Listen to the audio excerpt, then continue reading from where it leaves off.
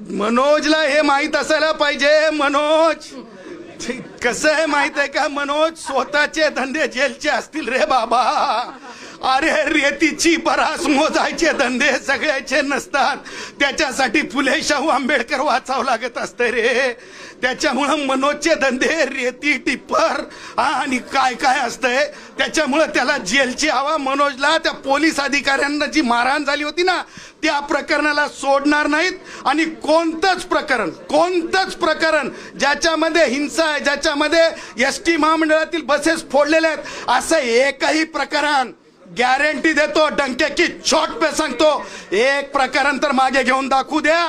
त्यानंतर राधाकृष्ण विखे पाटलांना नावानिशी न्यायालयामध्ये बोलवण्याची विनंती करू.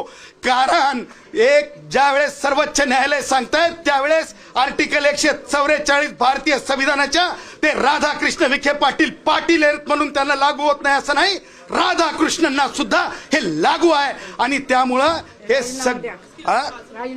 राजीनामा तर दिलाच पाहिजे. पण आता कसं आहे, आम्ही बाबा ढोबळ बोलणारे निसाक म्हणत नाहीत, परंतु त्यांनी शहाणे म्हणून तरी राजीनामा दिला पाहिजे.